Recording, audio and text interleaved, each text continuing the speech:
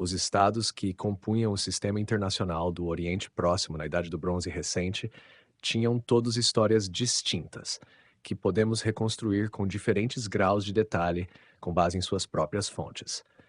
Uma característica marcante desse período é o fato de que muitos lugares nos fornecem informações históricas independentes ao mesmo tempo, uma situação sem precedentes na história do Antigo Oriente Próximo. Embora as relações exteriores tenham influenciado profundamente os acontecimentos em toda parte, fatores internos continuaram moldando as histórias locais. É preciso lembrar que cada estado estava situado em um ambiente ecológico específico e era composto por populações diferentes, que frequentemente falavam uma variedade de línguas e possuíam preferências culturais e religiosas diversas. Nos dois próximos capítulos, vamos nos afastar um pouco do caráter internacional da época para examinar essas histórias distintas, embora todas envolvam muitos assuntos internacionais. Aqui focaremos nos estados da parte ocidental do Oriente Próximo, enquanto o capítulo seguinte abordará os estados do leste. Mitanni. A história política do Reino de Mitanni é muito mais difícil de ser escrita do que a de seus grandes vizinhos, por causa da quase total ausência de textos oficiais oriundos do próprio Estado. Fontes egípcias, hititas e assírias são nossas principais guias, que podemos complementar com documentos predominantemente legais e administrativos de territórios vassalos. Pouquíssimos textos do núcleo do Estado são conhecidos. Eles incluem apenas alguns registros de transações legais juradas diante do rei. Nenhum arquivo real foi encontrado até o momento. O estado era conhecido por diversas designações. O termo nativo era Maitani, depois Mitanni, nome também encontrado em textos de cidades palestinas e dos hititas. Simultaneamente, Hanigalbar era usado em escritos mitanianos e em textos da Assíria, da Babilônia e de Hatti. Os hititas também se referiam ao estado como a terra dos Hurritas, enquanto os egípcios usavam o nome Nahrina. Essa variação na terminologia parece depender se referir ao Estado como uma entidade política, Mitanni Hanigalbat, a etnia percebida de seus habitantes, Hurritas, ou a sua localização no rio Eufrates, Nahrina. O centro do estado de Mitanni era a região do norte da Síria, entre os rios Tigre e Eufrates, com cerca de 400 quilômetros de extensão de leste a oeste. No auge de seu poder, o reino incorporava territórios além desses limites, a leste do Tigre e na costa sul da Anatólia. Ao sul, exercia influência ao longo do Vale Médio do Eufrates e talvez chegasse a fazer fronteira com a Babilônia. Atualmente, não podemos determinar com precisão até onde ao norte ele se estendia. Sua capital era Washucani, cidade ainda não identificada arqueologicamente, mas que provavelmente se localizava no norte da Síria, perto das nascentes do rio Abur. Uma capital secundária chamada Taidu ficava mais a leste, no sítio moderno de Tel al-Hamidia. Outra dificuldade no estudo da história de Mitanni é a incerteza cronológica. As durações exatas dos reinados de todos os seus governantes são desconhecidas, pois nenhuma lista real antiga foi preservada. Também não conseguimos estabelecer com exatidão quando o Estado apareceu pela primeira vez. As referências mais antigas estão nos relatos dos reis egípcios da 18ª dinastia, mas suas campanhas podem estar associadas a vários reis mitanianos. Assim, não há um ponto cronológico fixo que ancore a história de Mitanni à do Egito. Em particular, a história inicial do Estado é um mistério. Sabemos que o norte da Síria no século XVIII era composto por pequenos reinos, enquanto por volta de 1500 já havia um governante mitaniano com poderes regionais amplos. Como e exatamente quando esse estado se formou é incerto, mas o vácuo de poder deixado após a destruição de Alepo pelos hititas por volta de 1600 provavelmente tornou possível a criação de uma nova entidade. Está claro que na primeira metade do século XV, o rei mitaniano Parratarna já exercia controle como suzerano sobre uma área que incluía Kizzuwatna, Cilícia, no sudoeste da Anatólia, no oeste, Nuzi, do outro lado do Tigre, no leste, e Terca, no Eufrates, ao sul. Seu estado era o mais poderoso da Ásia Ocidental e o único obstáculo à expansão egípcia da 18ª dinastia na região. Era composto por várias áreas vassalas, sob governantes que deviam obediência ao rei mitaniano. Isso fica particularmente claro em uma inscrição autobiográfica esculpida em uma estátua encontrada em Alalakh, na qual o rei local, Idrimi, relata como conquistou o poder. Por razões não especificadas, Ele e seus irmãos fugiram de sua cidade natal, Alepo, para a cidade de Emar, no Eufrates. Insatisfeito com sua posição subordinada em Emar, Idrime decidiu partir e vagar pelas terras de Canaã, onde se tornou líder dos Abiru, isto é, de párias sociais. Com esse apoio, ele capturou a cidade de Alalak e seus arredores. Em seguida, entrou em contato com o rei mitaniano Parratarna, que reconheceu seu governo e o fez seu vassalo. O texto mostra o estado de Mitanni em seu auge, quando podia decidir quem governava regiões distantes de seu núcleo original. Também deixa claro, no entanto, que Idrime tomou a iniciativa e que o rei mitaniano foi forçado a aceitá-lo como vassalo. A dominação de Mitanni no norte da Síria continuou até meados do século XIV, e os reis egípcios da primeira fase da 18ª dinastia, que fizeram várias campanhas na região, mencionam o estado como um oponente importante. O conflito entre os dois grandes estados não foi direto. Ambos tentaram converter governantes locais da costa síria em seus vassalos, mediante ameaças militares. Mas após relações inicialmente hostis, Amenófis II do Egito reinou entre 1427 e 1400, começou a tratar o rei Salstatar de Mitanni como aliado, e logo em seguida vemos o poder mitaniano se dissipar em um curto período de tempo. A história desse declínio é complexa, mas, em essência, dois ramos da família real disputavam o trono e abriram mão de sua independência ao buscar apoio externo para suas pretensões. Tushratta, que manteve correspondência com o rei egípcio Amenófis III, reinou entre 1390 e 1352, presente no arquivo de Amarna, foi colocado no trono pelo assassino não nomeado de seu irmão mais velho. Inicialmente, Amenófis se ressentiu dessa situação, né, e só restabeleceu relações diplomáticas depois que Tushratta executou o assassino de seu irmão. Então pediu em casamento a filha de Tushratta. Mas, durante o reinado de Tushratta, outro irmão, Artatama, estabeleceu um reinado rival com o apoio inicial dos hititas. Um tratado hitita posterior descreve a existência de dois reinos, um de Mitanni sob Tushratta e outro dos Hurritas sob Artatama. O filho de Artatama, Shutarna III, pode ter assassinado Tushratta e depois transferiu sua aliança de Hatti para o estado emergente da Assíria, a leste. Isso provocou a ira do rei hitita Suppiluliuma Quintur, que por anos havia saqueado as terras de Mitanni e derrotado a maioria de seus aliados sírios ocidentais.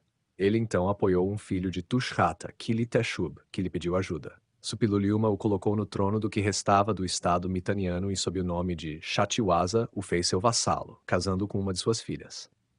O oeste do estado passou a estar sob controle hitita, enquanto o leste ficou dominado pela Assíria. O Egito não interveio nesses assuntos, talvez por já ter perdido sua influência sobre o noroeste da Síria.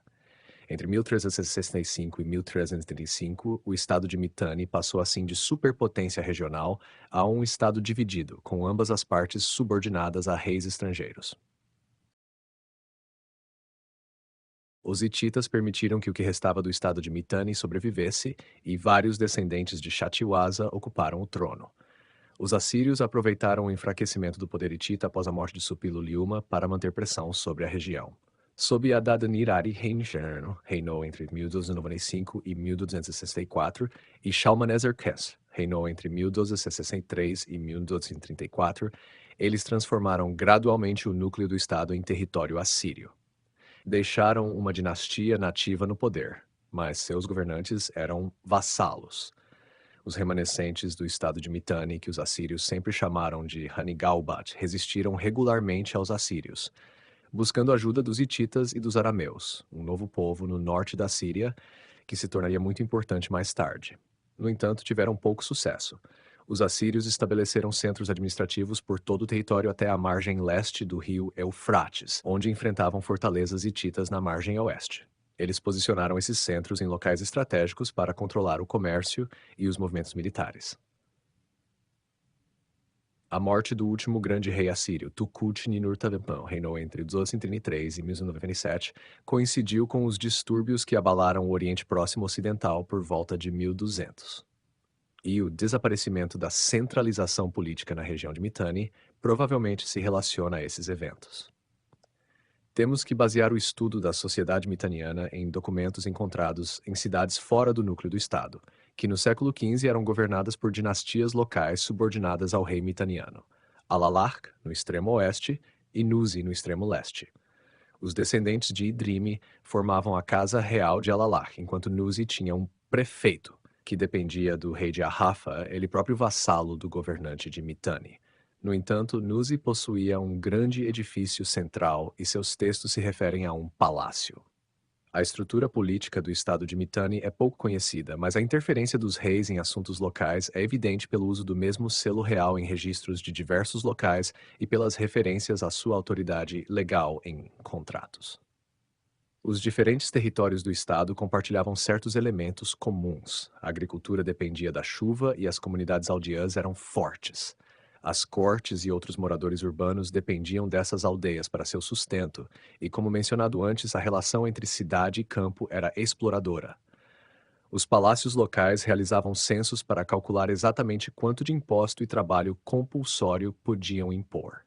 Em seus registros, dividiam a população em grupos cujos significados não nos são totalmente claros, mas faziam distinção entre dependentes do palácio e aldeões livres.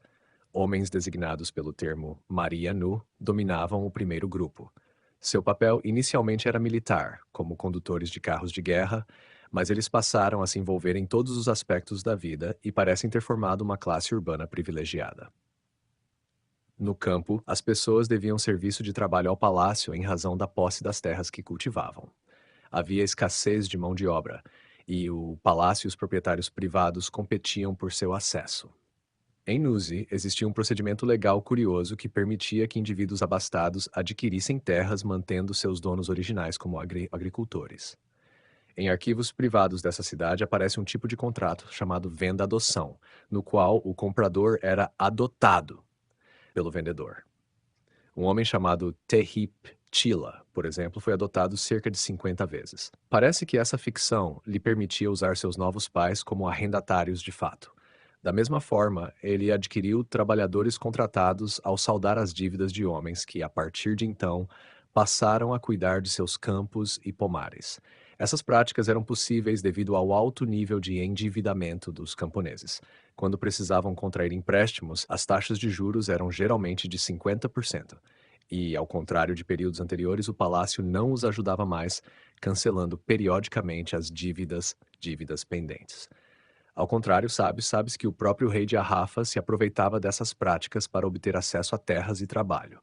O campesinato estava à mercê dos agiotas urbanos, que podiam estipular os termos que quisessem e adquirirem controle sobre seus recursos. Os hititas se referiam ao estado de Mitanni como a Terra dos Urritas, e, de fato, uma das línguas oficiais do estado era o Urrita.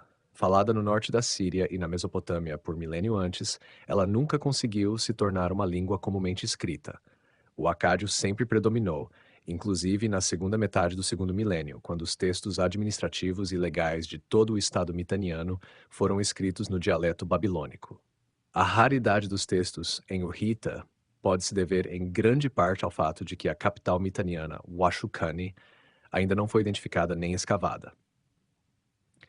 Uma longa carta de Tushratta escrita inteiramente em Urrita, encontrada em Amarna, demonstra que a corte mitaniana de fato possuía uma chancelaria com escribas capazes de redigir nessa língua. Em conteúdo, a carta é semelhante às escritas em Babilônio, portanto não sabemos por que o autor usou aquela língua, nem quem no Egito era capaz de lê-la. Outros textos ou passagens em Urrita aparecem nos arquivos de cidades como Ugarit, Katna e Hattusa, enquanto pessoas com nomes urritas viviam por toda a Anatólia, Síria, Palestina e Mesopotâmia Oriental. Isso revela a ampla difusão da língua fora do estado de Mitanni.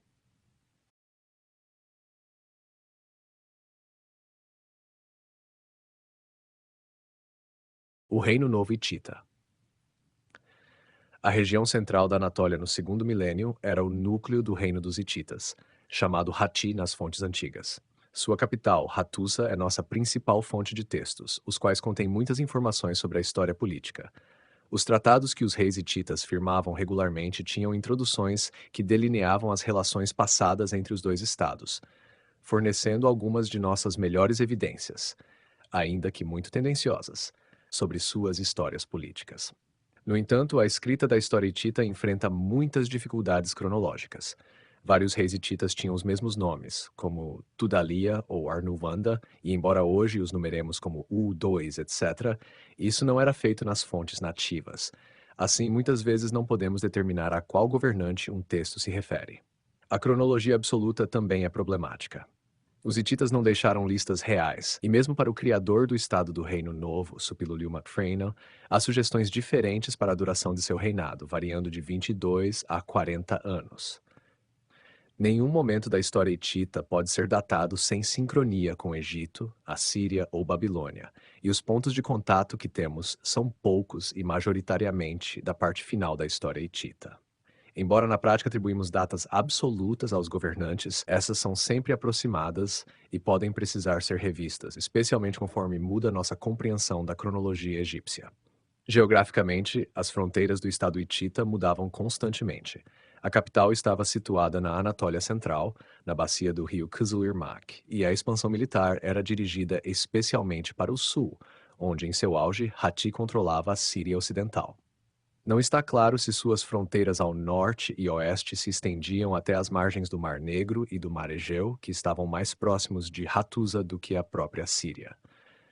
Como a estrutura política do Estado não era de controle territorial direto de dominação sobre vassalos, a dependência relativa das regiões dentro da esfera de influência hitita determinava as fronteiras mais do que a hegemonia real. Ao longo do período aqui tratado, havia claramente maior interesse na Síria do que nas áreas periféricas da Anatólia, e o centro político do Estado situava-se em sua borda norte. O Estado hitita existiu por um tempo relativamente curto, de cerca de 1800 a 1200. Conheceu dois períodos de grande força, um no século XVII, referido como o Reino Antigo, e outro de cerca de 1400 a 1200, o período do Reino Novo. Às vezes o termo Reino Médio é usado para se referir ao período intermediário, mas como Hati estava em declínio, o entendimento histórico sobre o que ocorreu então é muito fraco. Um número de governantes pouco documentados conduziu o caminho para a recuperação. Eles reafirmaram a dominação hitita sobre a Anatólia Central e Meridional, incluindo a região de Kizzuwatna, na costa sudeste, que antes era controlada por Mitanni. Além disso, Alepo, a principal cidade no noroeste da Síria e vital para o acesso a regiões mais ao sul, teve de transferir sua lealdade de Mitanni para Hati. Os concorrentes dos hititas na região eram o Egito e Mitanni, dois estados que já haviam guerreado entre si antes, mas que no início do século XIV uniram forças, talvez em reação aos avanços hititas. O Egito também tentou estabelecer boas relações com Arzawa, a oeste de Hati, incluindo a proposta de um casamento diplomático, a fim de conter o poder emergente. De fato, o oeste e o norte apresentavam grandes dificuldades a Hati. Um vassalo do oeste, o rei Maduata, conquistou o sudoeste da Anatólia e Chipre em meados do século XIV, e os Cascas, um povo da costa sul do Mar Negro, atacaram e talvez até destruíram Hattusa. Suppiluliu Macpherson reinou entre 44 e 322, um dos mais habilidosos líderes militares dos hititas, reverteu esses reveses e foi o verdadeiro fundador do Reino Novo Hitita. Após consolidar seu controle sobre as regiões da Anatólia ao sul e a leste do núcleo hitita, invadiu o estado de Mitanni pelo norte e ocupou sua capital, Huashukani. O oeste de Mitanni tornou-se seu vassalo. Ao longo da costa síria, a oeste do Eufrates, estendeu o controle hitita até o sul, alcançando Damasco e forçou os governantes dos pequenos estados ali presentes à submissão. Nikma do Gilgarit foi até ele, em Al-Alaq, oferecendo-se como vassalo. Aziro de Amurru mudou sua lealdade do Egito para ele e em Catna, Suppiluliuma colocou um novo rei favorável a ele, Idada no trono. Seu principal concorrente na região, o Egito, naquele momento prestava pouca atenção aos seus territórios asiáticos e não contra-atacou diretamente a expansão hitita. O pedido altamente incomum da rainha egípcia, recentemente viúva, para que um filho de Suppiluliuma se tornasse seu marido, mencionado no capítulo anterior, ocorreu nesse momento. Se a união tivesse acontecido, teria dado a Suppiluliuma influência sobre uma área gigantesca, mas egípcios desconhecidos a impediram assassinando Zananza, o filho que ele enviou. O reinado terminou em desastre. Provavelmente o próprio Suppiluliuma e seu primeiro sucessor morreram de peste, trazida por soldados que haviam retornado da Síria após vingarem o assassinato de Zananza. Outro filho, Mursili Goetz, reinou entre 1321 e 1295, era jovem quando ascendeu ao trono, mas conseguiu manter o controle sobre a Síria, onde muitos vassalos se rebelaram, e também dedicou atenção às áreas da Anatólia que seu pai havia negligenciado. derrotou Arzawa no oeste e atacou os Cascas no norte. Estes continuaram a, estes continuaram a representar uma ameaça, chegando a tomar a capital Hattusa durante o reinado de Muwatalli II. Reinou entre 1295 e 1272. Isso sugere que Hatti deixou seu flanco norte mal protegido por estar concentrado na Síria.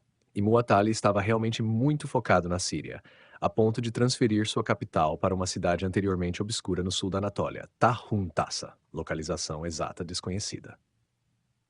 A retomada egípcia sob a 19ª dinastia e suas incessantes campanhas na Síria culminaram na Batalha de Kadesh entre Ramsés II e Muwatalli em 1264, discutida no capítulo anterior. O egípcio deu enorme destaque a esse evento em inscrições e representações, apesar de perdido a batalha, algo que não admitiu, mas que é evidente pela expansão posterior do controle hitita sobre o sul da Síria. A batalha representa o clímax da rivalidade de séculos entre Egito e Hatti pela Síria, uma disputa na qual os hititas geralmente levaram vantagem. Para concentrar-se na Síria, Muwatalli deixou seu irmão, o futuro rei Hattusili III, encarregado das regiões setentrionais do estado hitita. Este último libertou Hattusa, bem como o centro de culto de Neri, que havia sido perdido para os Cascas muitos anos antes. Mas quando o filho de Muwatalli, Urriteshub, subiu ao poder sob o nome de trono Mursili III, reinou entre 1262 e 1267, Hattusili III usou o norte como base de poder para minar o jovem rei. Embora Urriteshub, como herdeiro legítimo, talvez contasse com o apoio do Egito e da Babilônia, Hattusili III conseguiu removê-lo após vários anos de intriga. Hattusili permaneceu rei de Hatti por mais 30 anos, 1267 a 1237, e seu tratado de paz com Ramsés II do Egito foi a principal realização de seu reinado. Em 1259, 15 anos após a Batalha de Kadesh, os dois reis concluíram um acordo detalhado para encerrar as hostilidades, estabelecer uma aliança defensiva e trocar refugiados políticos. A ameaça da Assíria, agora em pleno controle de grande parte da área de Mitanni, provavelmente inspirou sua aliança. Muito provavelmente, Hattusili também se preocupava com rivalidades internas na corte hitita e com sua própria sucessão, e os eventos posteriores mostraram que seus temores eram bem fundamentados. Embora as relações entre os dois poderes talvez não tenham sido tão cordiais quanto se esperava, a luta pela Síria estava encerrada. Hatti entrou rapidamente em declínio, porém, por problemas semelhantes aos que haviam afligido Mitanni 120 anos antes. Internamente, o herdeiro designado ao trono, Tudhaliya IV, reinou entre 1237 e 1209, teve de lidar com uma reivindicação poderosa de um filho de Muwatalli, Kurunta, a quem Hattusili III havia feito rei de Tarhuntassa. Kurunta pode ter deposto temporariamente Tudhaliya IV em 1228 e 1227, quando apareceu como grande rei em selos encontrados em Hattusa. Em todo caso, Tudhaliya recuperou o trono.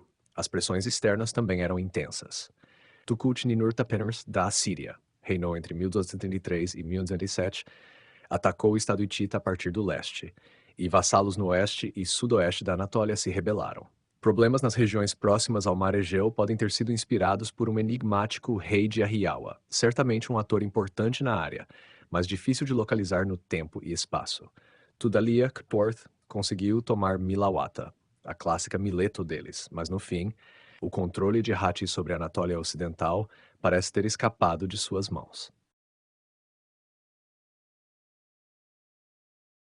Quando Suppiluliuma-Do subiu ao trono em 1207, a queda de Hatti era iminente. As causas de seu colapso como estado territorial não estão totalmente claras para nós. A arqueologia mostra que os edifícios públicos na capital Hattusa foram incendiados, mas a corte já havia abandonado a cidade antes disso. Outras cidades importantes sob controle hitita, como Ugarit, Alalakh e Emar, desapareceram, e fontes egípcias evocam uma devastação generalizada de toda a região da Anatólia e da Síria Ocidental. No entanto, certas cidades hititas sobreviveram, com destaque para Carquemis, onde membros de um ramo da família real hitita continuaram a se intitular grandes reis por séculos. O fim de Hattusa deve ser visto no contexto do colapso de todo o sistema regional por volta de 1200, que será discutido em um capítulo posterior. Mas, ao contrário de outras regiões, nenhum estado hitita voltaria a surgir na Anatólia Central. A história hitita foi, em grande medida, determinada por eventos no oeste e no norte da Anatólia. É evidente que existiam grandes estados ali, como Arzawa, cujo rei se correspondia com o do Egito como igual. O reino mais importante a oeste de Hatti, na parte final do período, foi o de Ahiyawa. A escrita de sua história é complicada pela questão de saber se ele tinha alguma relação com os gregos micênicos, que certamente estabeleceram postos comerciais na costa da Anatólia. A semelhança entre os nomes Ahiawa e Aqueus, termo usado por Homero para os gregos, sugeriu essa equivalência desde a descoberta do nome Ahiawa. Um consenso acadêmico crescente sustenta que isso é de fato o caso e que há evidências de interações políticas e militares micênicas com os hititas em textos de Hatusa. Podemos assim conectar a rica cultura arqueológica da Grécia micênica com a história do Mediterrâneo Oriental nessa época. A partir do século XV, a Rial apareceu em fontes hititas, mas permaneceu de pouca importância até 2 séculos depois. Nesse momento, Hattusili III, tentando restaurar a ordem nos distritos ocidentais, escreveu ao rei de Ahiawa e o tratou como irmão, para convencê-lo a controlar rebeldes ativos em seu território. Seu sucessor, Tudalia Parthur, invadiu o território de Ahiawa e claramente o considerava um grande estado. Em seu tratado com Shaushgamua de Amurru, ele listou os reis que considerava seus iguais: Egito, Babilônia e Assíria. O rei de Ahiawa completava essa lista, mas, após anotá-la, o escriba apagou as palavras. Qualquer que tenha sido o motivo desse apagamento, é evidente que o status de Ahiawa naquela época era considerado equivalente ao de um grande rei. Após Tudalia Tort, informações textuais sobre os Ahiawanos desaparecem, possivelmente por causa das perturbações na Grécia naquele tempo. Na região ao norte de Hatusa, o povo casquiano estava no controle, e os hititas sempre os retrataram como tribos agressivas e selvagens que saqueavam e capturavam cidades. Uma das funções de Hattusili III, durante o reinado de seu irmão, foi recuperar o território ocupado pelos casquianos. Esse povo pode ter contribuído para os problemas que puseram fim à história hitita, mas não temos informações detalhadas sobre isso.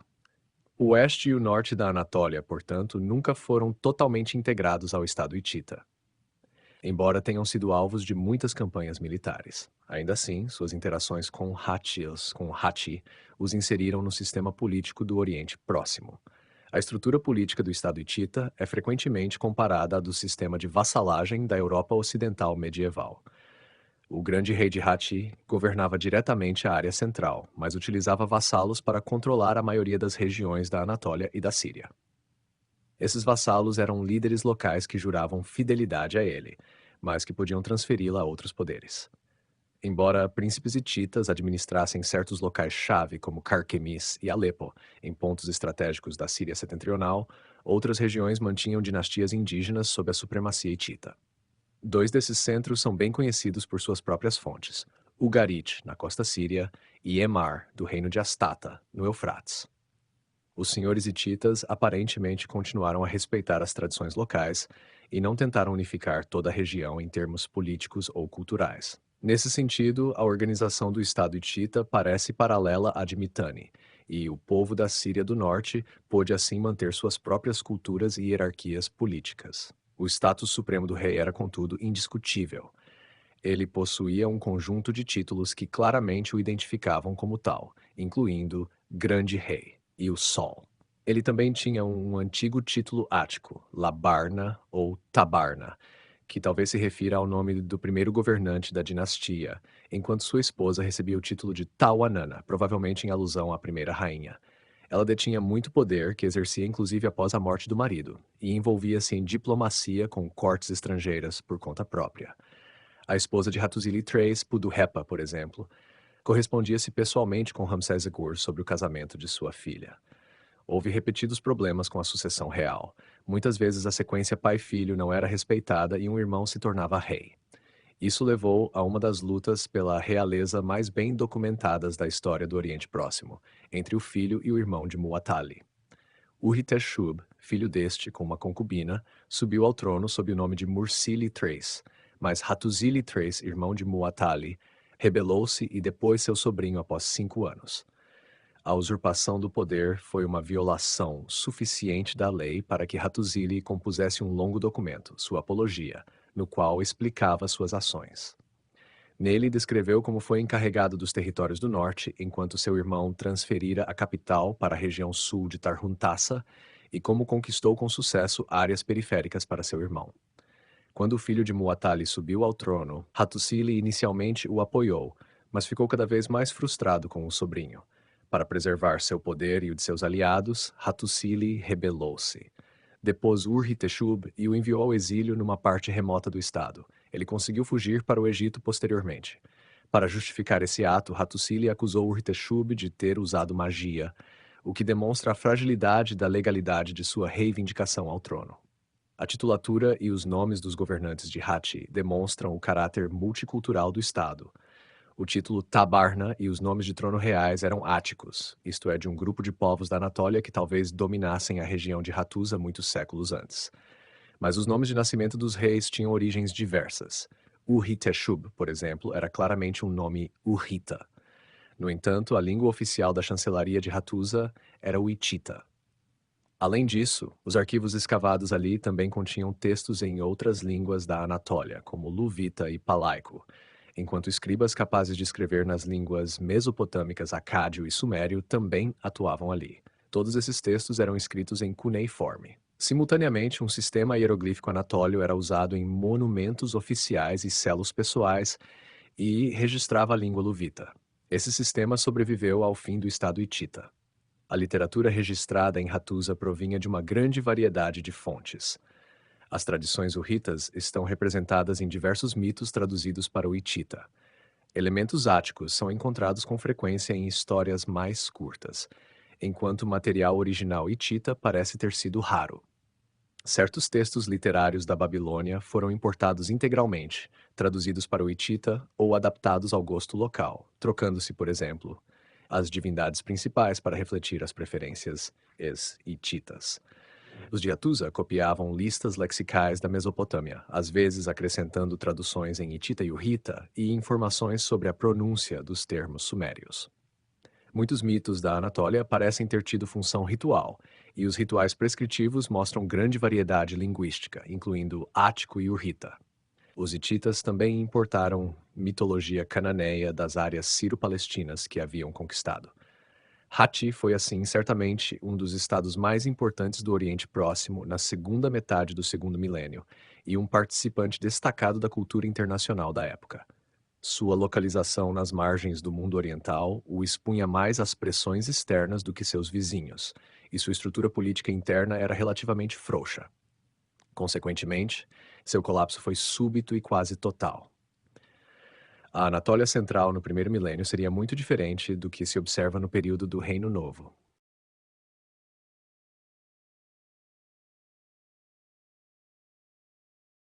Síria-Palestina. Localizada entre os poderosos estados do Egito, Hatti e Mitanni, a região sírio-palestina permaneceu politicamente fragmentada. Foi onde as grandes potências competiram pela hegemonia, e seus habitantes sofreram o peso das numerosas campanhas militares que caracterizam o período. A região se estendia desde o sul da Anatólia, entre o Mediterrâneo e o Eufrates, até o sul da Palestina, onde fazia fronteira com o deserto do Sinai. Corria ao longo da costa numa faixa que se estreitava cada vez mais à medida que se avançava para o sul, de cerca de 200 quilômetros no norte para cerca de 70 quilômetros no sul. O deserto sírio e as montanhas da Jordânia, regiões onde o assentamento urbano era impossível, marcavam sua fronteira oriental. Podemos reconstruir a história dessa área não apenas por meio de documentos dos grandes poderes vizinhos, mas também a partir de um número crescente de textos encontrados em escavações na própria região, já que todo o palácio empregava escribas para contabilidade e para manter contatos com líderes estrangeiros. A correspondência de Amarna inclui cartas de cerca de 40 vassalos ciro-palestinos ao rei do Egito. Algumas cidades forneceram grandes quantidades de documentos escritos, especialmente três no norte, Ugarit, Alalak e Emar, onde eles apareceram não apenas em palácios e templos, mas também em residências privadas. Coleções menores foram escavadas em Kumidu e Katna. A língua da maioria dos textos era o babilônico, mas os vernáculos locais influenciavam fortemente a escrita dos escribas.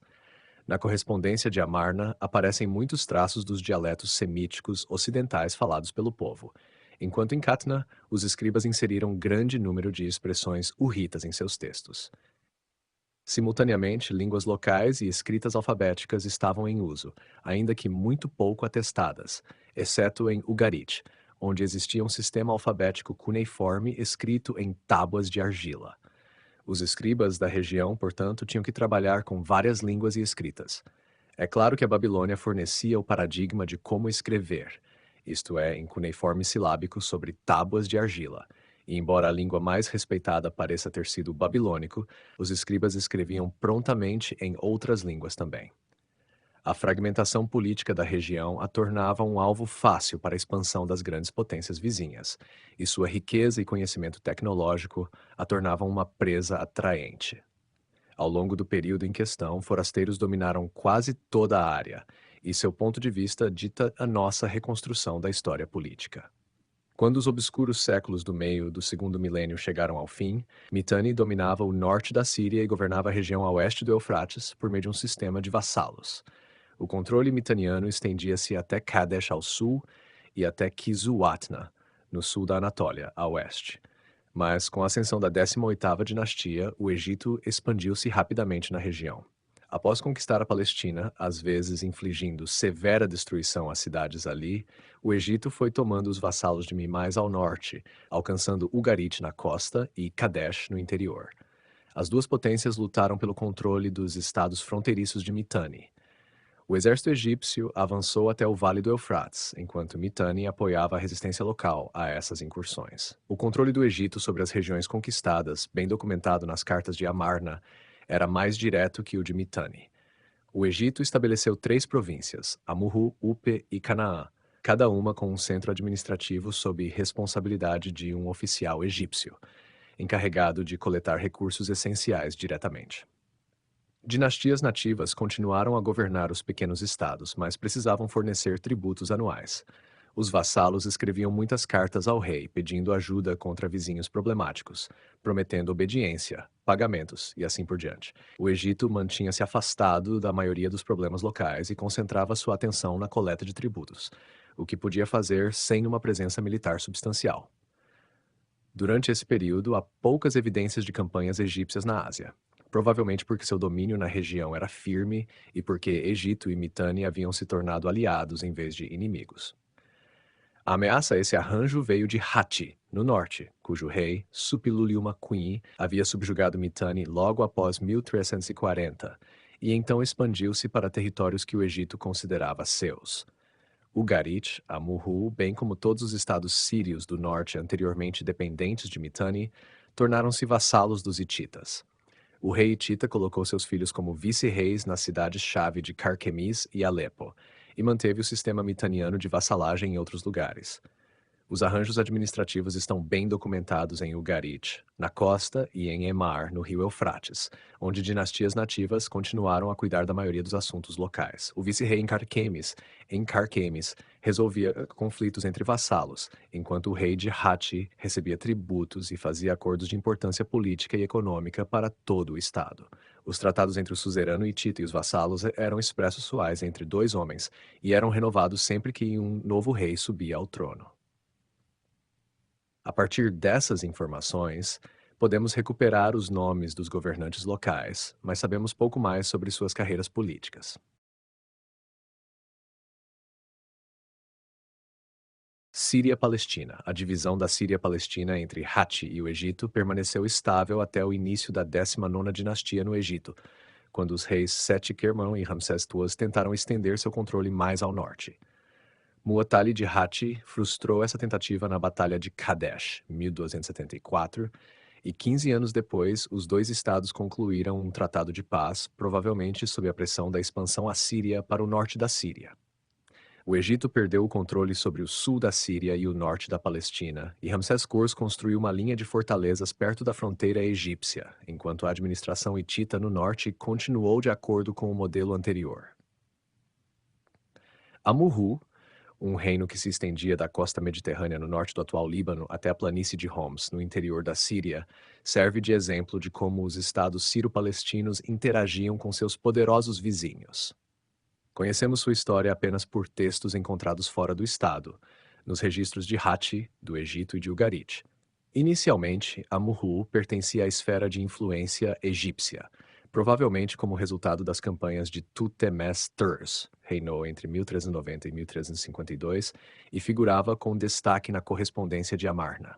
As primeiras cartas desse arquivo revelam que um homem chamado Abdi Ashirta assumiu o controle de várias cidades-estado e que chegou a conquistar Sumur, o centro administrativo egípcio na região. Ele buscava reconhecimento como vassalo egípcio, mas talvez fosse ambicioso demais e os egípcios desconfiavam de suas intenções. Sua morte, talvez um assassinato por um de seus cortesãos, pôs fim às suas conquistas por volta de 1345. Vários de seus filhos, 3 ou 4, assumiram o governo de Amurru, e um deles, em especial, Azirubar, lutou arduamente para transformá-lo na potência dominante da Síria Central. Ele também capturou Sumur, o que levou o faraó a ordenar que ele fosse ao Egito. Lá foi oficialmente feito vassalo do Egito e rei de Amurru. O Egito provavelmente não teve muita escolha. Sua visita, no entanto, coincidiu com o início da expansão de Hatti na Síria sob Suppiluliuma I, e ele retornou ao seu país para enfrentar a ameaça em nome do Egito. Mas Aziru percebeu que Hatti era mais forte e concluiu um tratado com Suppiluliuma. Seus vizinhos reclamaram com veemência ao faraó, dizendo que ele ameaçava sua independência e os instigava a trair o Egito. Ribada de Biblos, em particular, escreveu inúmeras cartas acusando Aziru de tentar derrubá-lo. Não sabemos quanta verdade havia nessas alegações. Ribada certamente usava hipérbole, mas quando a corte egípcia exigiu que Aziru prestasse contas, ele se recusou a retornar. Amurru agora estava firmemente no campo hitita e definiu suas fronteiras com outros vassalos hititas, como Ugarit, por tratado. O segundo sucessor de Aziru, Tupeteshub, renovou o tratado com o rei hitita Mursili-Tors, que estava especialmente preocupado com a vigorosa expansão egípcia na Síria sob os primeiros reis da 19ª dinastia. Mas o governante seguinte de Amurru, Benteshina, achou que poderia tirar proveito dos sucessos militares do Egito e romper com Hatti. Após a Batalha de Kadesh, Muwatalli Sinais retaliou, derrotou Benteshina e o deportou para Hatti, onde o colocou sob os cuidados de seu irmão, que mais tarde reinaria como Hattusili III. Muwatalli colocou um tal Shapili no trono de Amurru, que permaneceu vassalo confiável por cerca de 15 anos.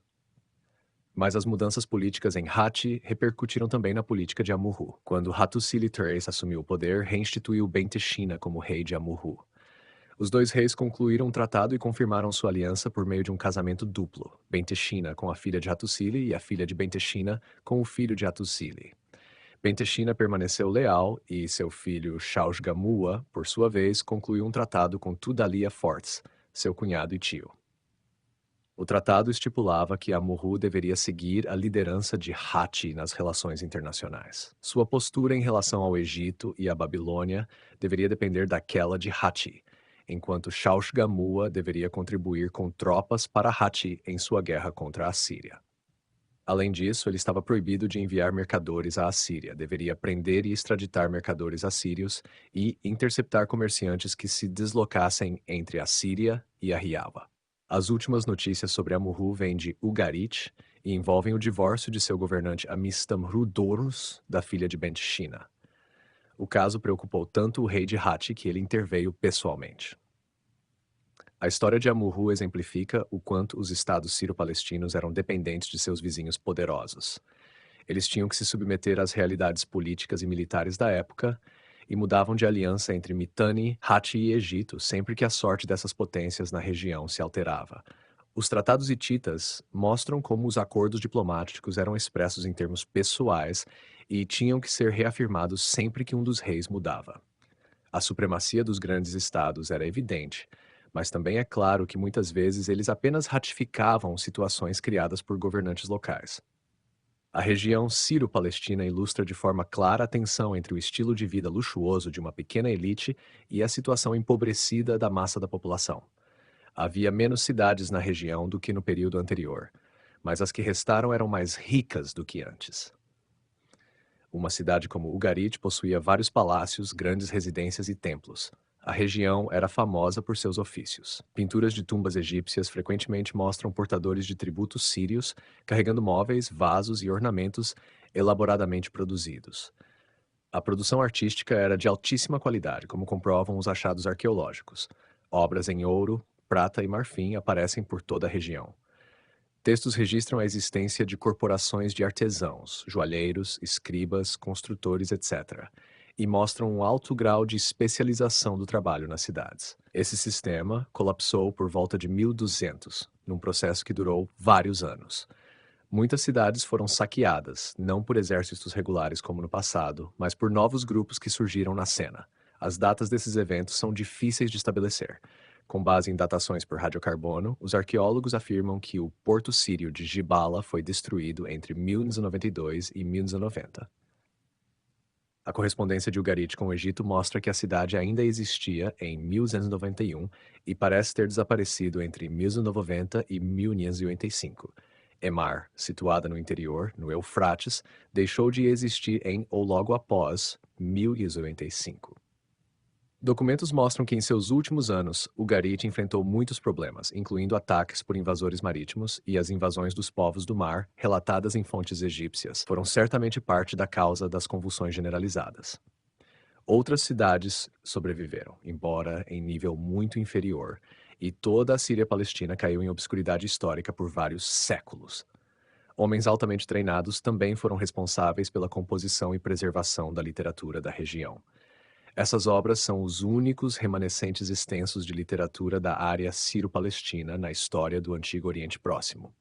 Com exceção da posterior Bíblia Hebraica, e, juntamente com alguns vestígios materiais, oferecem uma visão das ideologias religiosas da época. Ugarit fornece a maior seleção de textos, mas cidades como Emar também renderam material literário. Em Ugarit, escribas compuseram um conjunto de textos religiosos envolvendo o panteão local. O deus da tempestade Baal, uma divindade muito importante na Síria, era o personagem principal de um ciclo de mitos que descrevem como ele derrotou as forças do caos e ascendeu à realeza entre os deuses. Atores humanos também eram importantes, menos como guerreiros do que como ancestrais de reis vivos. As histórias dos reis míticos Akat e Keret relatam suas dificuldades em gerar filhos e a intervenção dos deuses nesse assunto. Os textos tratam não apenas da criação de uma dinastia, mas também do culto aos ancestrais, tema central nos textos rituais. Os relatos ugaríticos fornecem o registro mais extenso do que frequentemente se chama de cultura cananeia, as tradições literárias e religiosas da Síria Ocidental e da Palestina no segundo milênio. Esses textos foram registrados na língua ugarítica e no alfabeto cuneiforme daquela cidade, um sistema relativamente fácil de aprender por ter um conjunto reduzido de sinais. Mas os escribas de lá também sabiam escrever nas línguas acádica, urrita e hitita, usando o cuneiforme silábico babilônico. Eram treinados para isso da mesma forma que os estudantes da Babilônia antiga, utilizando uma série de ferramentas cada vez mais difíceis, listas de sinais e textos lexicais, que às vezes tinham colunas de tradução em ugarítico e urrita. Completavam seu treinamento copiando textos literários. Esse ensino ocorria nas casas de escribas experientes, e muitas vezes os trabalhos eram assinados, permitindo-nos conhecer o nome do escritor. Embora a literatura mostre fortes influências babilônicas, é evidente que a presença egípcia na região também teve efeitos culturais nas artes visuais. Imagens de deuses locais aparecem, por exemplo, com coroas egípcias. Interlândias relativamente pequenas e populações esparsas sustentavam as cidades sírio-palestinas. Estimativas numéricas são difíceis, mas registros de Ugarit sugerem que uma população rural de 20.000 a 25.000 pessoas, vivendo em cerca de 150 aldeias, precisava sustentar uma população urbana de 6.000 a 8.000 pessoas. Havia, portanto, escassez de mão de obra, e as políticas dos palácios agravavam a situação.